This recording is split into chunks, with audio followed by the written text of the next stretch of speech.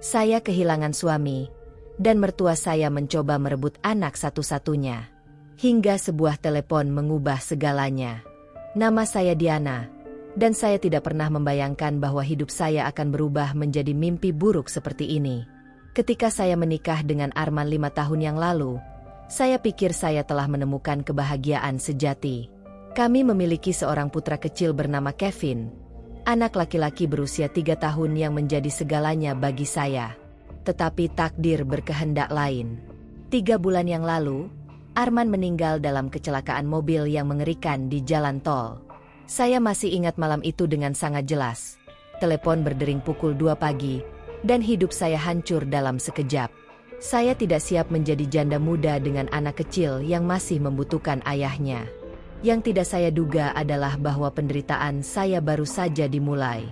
Mertua saya, terutama ayah Arman yang bernama Bambang, mulai menunjukkan wajah asli mereka.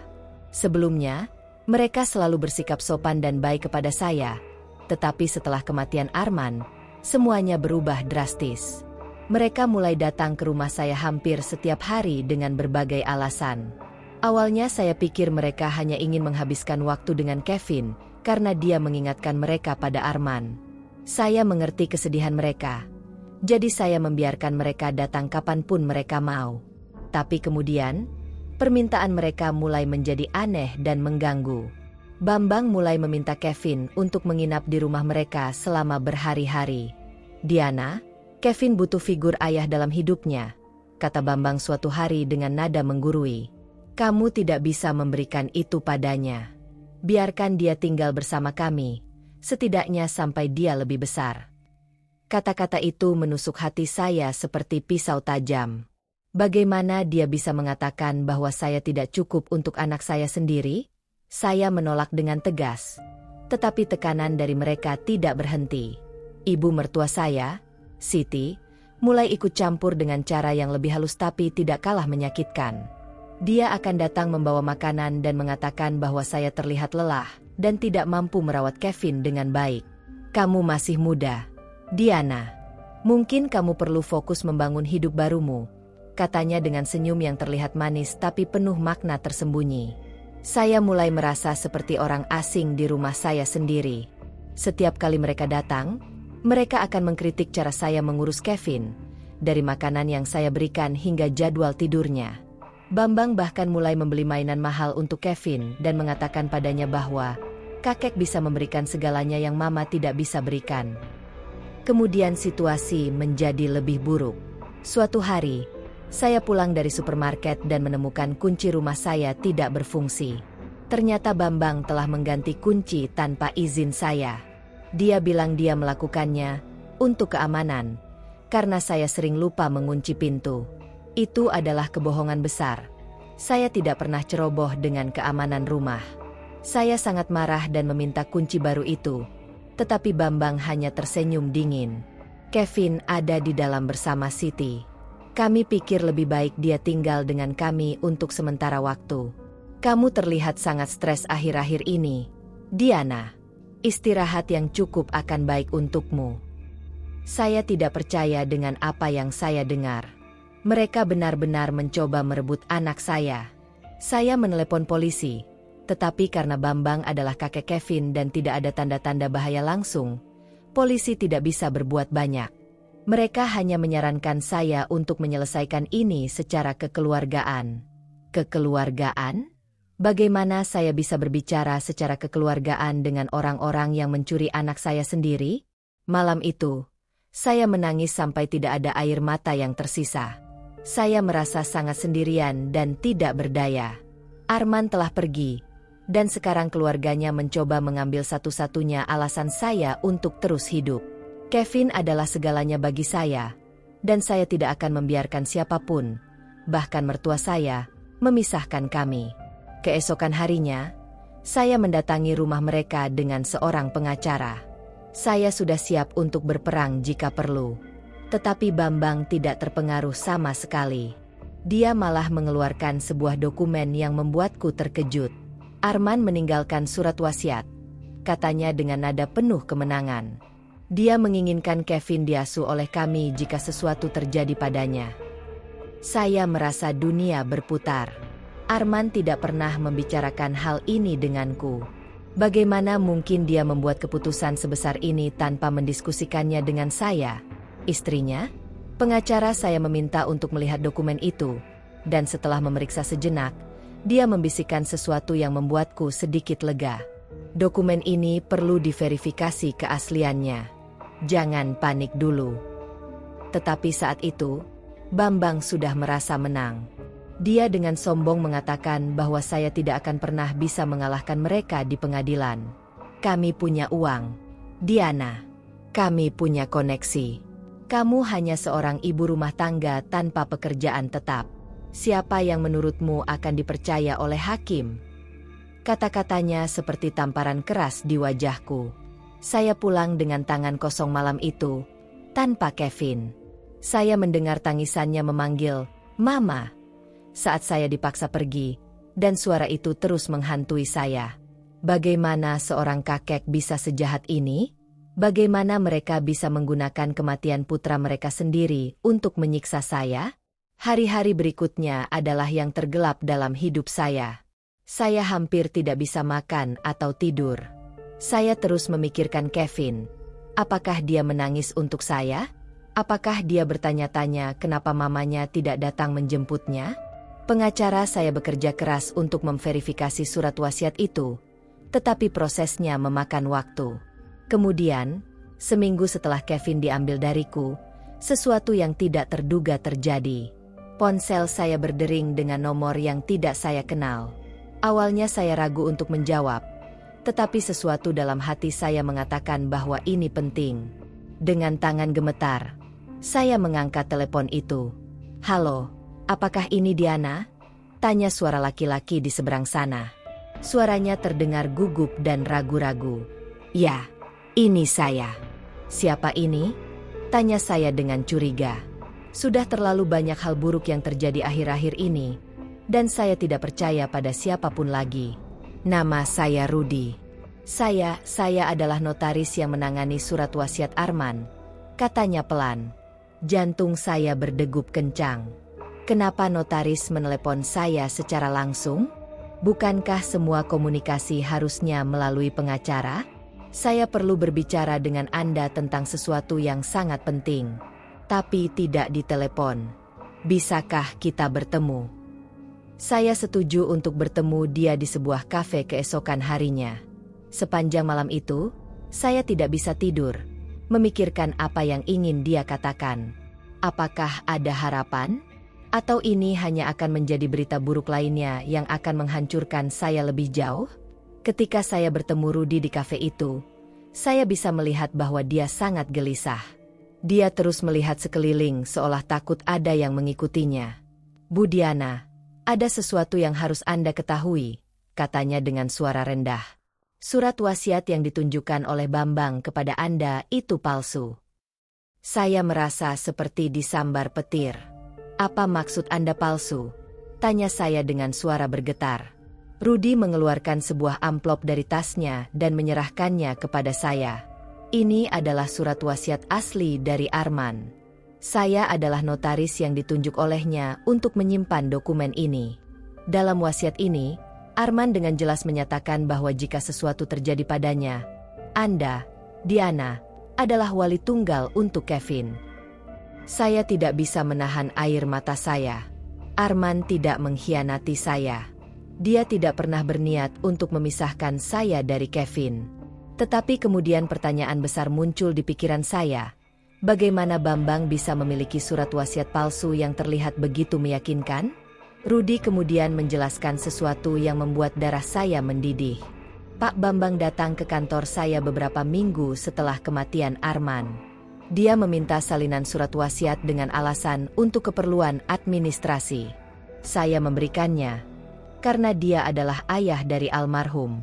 Tetapi rupanya dia menggunakan informasi itu untuk membuat dokumen palsu dengan isi yang berbeda. "Kenapa Bapak baru menghubungi saya sekarang?" tanya saya dengan campuran lega dan marah. Rudy terlihat sangat bersalah. "Saya baru mengetahui tentang surat palsu itu kemarin, ketika pengacara Anda menghubungi kantor saya untuk verifikasi. Saya terkejut mendengar bahwa ada surat wasiat lain yang beredar. Saya langsung memeriksa, dan ternyata tanda tangan saya di dokumen palsu itu juga dipalsukan. Saya merasa ada harapan untuk pertama kalinya dalam beberapa minggu terakhir. Tetapi Rudi kemudian mengatakan sesuatu yang membuatku waspada. Bu Diana, Anda harus berhati-hati. Pak Bambang adalah orang yang sangat berpengaruh di kota ini. Dia memiliki banyak koneksi di berbagai instansi. Ketika saya bilang saya akan mengungkap kebenaran ini, saya mulai mendapat ancaman. Ancaman seperti apa? Tanya saya dengan khawatir. Rudi menurunkan suaranya lebih rendah lagi. Kemarin malam, ban mobil saya dipotong. Dan saya mendapat pesan teks yang mengatakan bahwa saya harus diam jika tidak ingin sesuatu yang buruk terjadi pada keluarga saya. Saya punya istri dan 2 anak kecil. Bu Diana, saya sangat takut. Tetapi hati nurani saya tidak bisa membiarkan ini terjadi. Saya merasa bersalah telah melibatkan orang lain dalam masalah saya. Tetapi saya juga sangat berterima kasih pada Rudi. Terima kasih sudah berani melakukan ini, kata saya dengan tulus. Saya akan memastikan bahwa Anda dan keluarga Anda dilindungi. Dan saya akan memastikan bahwa Bambang membayar untuk apa yang telah dia lakukan. Dengan surat wasiat asli di tangan, saya segera menghubungi pengacara saya. Dia sangat gembira mendengar berita ini dan langsung mengatur untuk mengajukan laporan pemalsuan dokumen kepada polisi. Kali ini, bukti yang kami miliki sangat kuat. Kami punya notaris yang bersedia bersaksi bahwa Bambang telah memalsukan surat wasiat. Tetapi perjuangan saya belum selesai. Bambang ternyata lebih licik dari yang saya kira. Ketika polisi datang ke rumahnya untuk interogasi, dia dengan tenang menyangkal semua tuduhan. Dia mengklaim bahwa dia juga menjadi korban penipuan, dan seseorang telah memberikan surat wasiat palsu itu kepadanya. Dia bahkan menunjukkan sikap terkejut dan kecewa yang sangat meyakinkan. Saya tahu dia berbohong, tetapi membuktikannya adalah hal lain. Bambang terlalu pintar untuk meninggalkan jejak yang jelas. Sementara kasus ini diproses, Kevin masih berada di rumah mereka, dan setiap hari tanpa dia terasa seperti siksaan.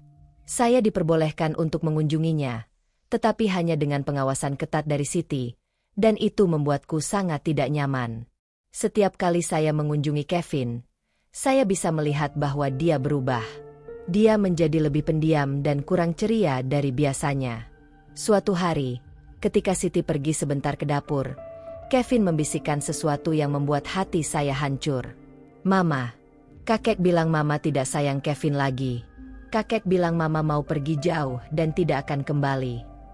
Saya memeluk Kevin erat-erat, mencoba menahan air mata. Itu tidak benar. Sayang. Mama sangat sayang Kevin. Mama akan selalu ada untuk Kevin. Kakek salah. Oke. Tapi bagaimana saya bisa menjelaskan kepada anak berusia 3 tahun tentang manipulasi dan kebohongan yang sedang terjadi? Kasus di pengadilan mulai bergulir. Dan seperti yang diperkirakan, Bambang menyewa tim pengacara terbaik yang uang bisa beli. Mereka mencoba membuat saya terlihat seperti ibu yang tidak kompeten, menyebutkan bahwa saya tidak memiliki pekerjaan tetap, bahwa saya pernah mengalami depresi pasca melahirkan, dan berbagai hal lain yang diputarbalikkan untuk melawan saya. Tetapi saya tidak menyerah. Dengan bantuan Rudi dan pengacara saya, kami mulai mengumpulkan lebih banyak bukti. Kami menemukan bahwa Bambang memiliki catatan kriminal dari masa mudanya yang dia sembunyikan selama ini, kasus penggelapan dan pemalsuan dokumen. Informasi ini sangat penting untuk menunjukkan pola perilaku kriminalnya. Lebih dari itu, kami juga menemukan saksi lain. Ternyata Bambang pernah mencoba melakukan hal yang sama kepada Putri Arman dari pernikahan sebelumnya. Ya, saya baru mengetahui bahwa Arman pernah menikah sebelumnya dan memiliki seorang putri bernama Melati. Pernikahan itu berakhir dengan perceraian, dan ibunya membawa Melati pergi karena tidak tahan dengan intimidasi dari Bambang. Ketika saya menghubungi mantan istri Arman, seorang wanita bernama Ratna, dia sangat terkejut mendengar bahwa Bambang melakukan hal yang sama lagi. Saya sangat menyesal mendengar apa yang terjadi padamu, Diana, katanya melalui telepon. Bambang adalah orang yang sangat posesif dan controlling. Dia menganggap cucu-cucunya sebagai miliknya, bukan milik orang tua mereka. Dia hampir menghancurkan hidupku dulu. Ratna setuju untuk bersaksi di pengadilan, dan kesaksiannya sangat kuat. Dia menceritakan bagaimana Bambang juga pernah memalsukan dokumen untuk mencoba mendapatkan hak asuh Melati, dan bagaimana dia harus melarikan diri ke kota lain untuk melindungi putrinya. Hakim terlihat sangat serius mendengar kesaksian ini. Persidangan menjadi semakin intens. Bambang mulai terlihat gugup ketika bukti demi bukti yang kami ajukan mulai menumpuk. Pengacaranya mencoba berbagai taktik untuk mengalihkan perhatian, tetapi kebenaran sudah terlalu jelas untuk disembunyikan. Pemalsuan dokumen, intimidasi saksi, dan catatan kriminal masa lalu, semuanya mulai terungkap. Tetapi yang paling mengejutkan terjadi di tengah persidangan. Siti, ibu mertua saya, tiba-tiba berdiri dan meminta untuk berbicara. Dengan suara bergetar dan air mata di wajahnya, dia mengatakan sesuatu yang membuat semua orang di ruang sidang terdiam. Saya tidak tahan lagi dengan kebohongan ini. Bambang memang memalsukan surat wasiat itu. Saya melihatnya melakukannya. Bambang terlihat seperti disambar petir. Dia mencoba menghentikan Siti, tetapi dia sudah tidak bisa dihentikan lagi. Selama bertahun-tahun, saya mengikuti semua yang dia katakan karena saya takut padanya. Tetapi melihat Kevin menangis setiap malam memanggil ibunya, saya tidak bisa lagi diam. Diana adalah ibu yang baik. Kevin butuh ibunya, bukan kakeknya yang obsesif. Pengakuan Siti mengubah segalanya. Hakim segera memutuskan bahwa Kevin harus segera dikembalikan kepada saya sementara kasus kriminal terhadap Bambang diproses. Saya tidak bisa menjelaskan perasaan saya ketika saya akhirnya bisa membawa Kevin pulang. Saya memeluknya sangat erat, dan dia menangis di pelukan saya.